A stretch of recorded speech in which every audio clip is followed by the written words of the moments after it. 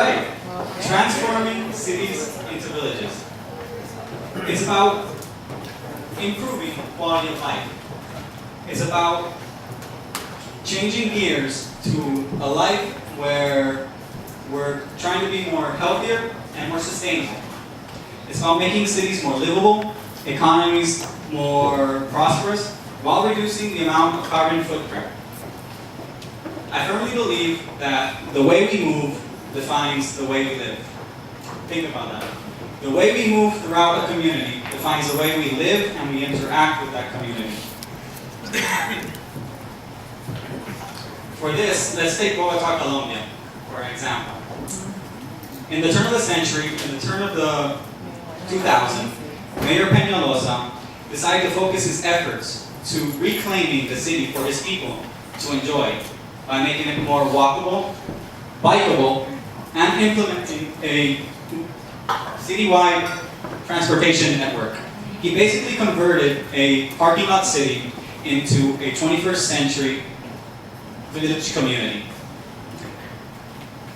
Bogota now boasts the largest pedestrian walkway in all of Latin America. It's 11 miles long and it connects more than 3 million residences. Think about the connectivity that this mayor was able to achieve at this moment. The mayor is quoted by saying, "As a fish needs to swim, people need to walk. Not in order to survive, but in order to be happy." In a span of 10 years, the Bogota murder rate declined more than 70%, 70%, from one of the worst, highest in the world, to less than that of Washington, D.C. It is argued that this transformation was a direct consequence of this mayor's public works.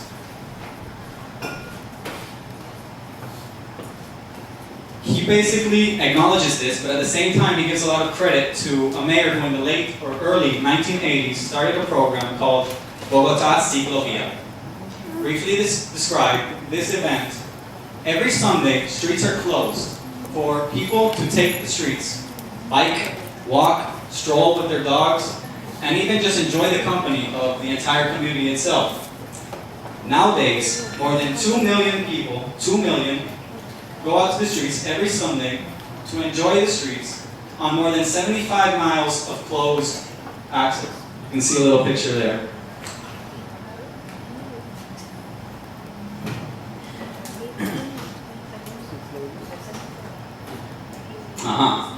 Quality of life.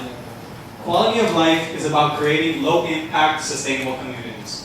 For this to occur, our streets must be redesigned so that our mode of transportation are more focused to those transportation that take up less space, that pollute less, that also make less noise, and that are basically more cost-effective.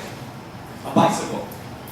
A bicycle is a simple technology that all of us here have probably enjoyed when we were children. Ringing bells, riding up and down the streets, etc. A bicycle is the most cost-effective and efficient form of transportation. Apart from giving a lot of environmental and health benefits, there are some important social benefits when you ride a bicycle. When you ride your bicycle, you're actively in tune with the community that surrounds you. You're basically also subconsciously sharing your presence and your thoughts with the community that lives around you. And you're giving them the ability to see, to observe you, and even possibly mimic you. What goes next? What goes next? Oh, yes. It is argued that for people to live sustainable lifestyles, people must be able to see sustainable practices going on place right in front of them on their very own streets. It is for this reason that I believe that once bicycle infrastructure is implemented in a city and used, whether it be for recreation or transportation, people will begin to start doing more sustainable-minded practices, such as recycle more, use public transportation more, and even create more new sustainable businesses, such as these here. We have bicycle messengers, we have bicycle florists, we even have bicycle fleets in the United States that go to hotels and restaurants on a daily basis to pick up the recyclable goods. Wouldn't that be awesome to have that here in Puerto Rico? Yes? Yeah. Okay.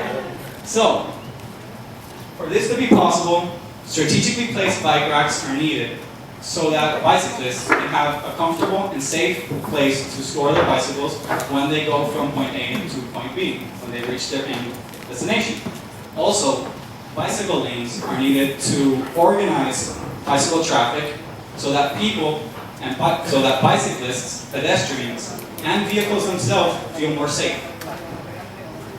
Another thing that Caribbean Green Bikes, my company, is doing is preparing Puerto Rico so that it can implement some systems called bicycle sharing systems.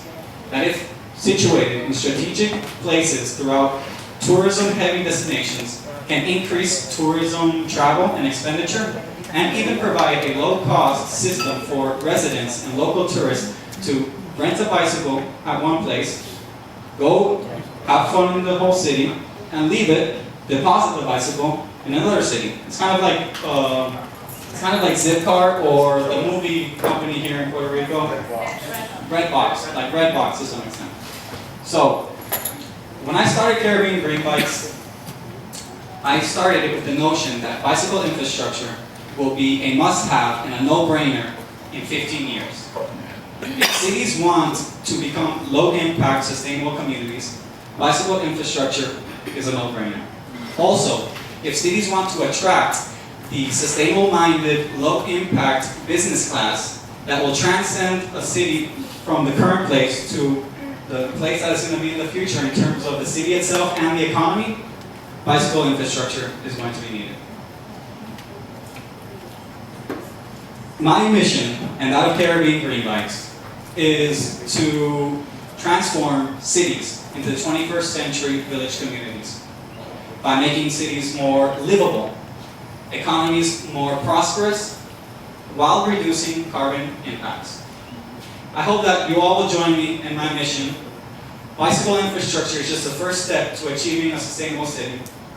And please join me in transforming the way we move, transforming the way we live, so that our cities can be transformed into sustainable cities. Villages. Thank you.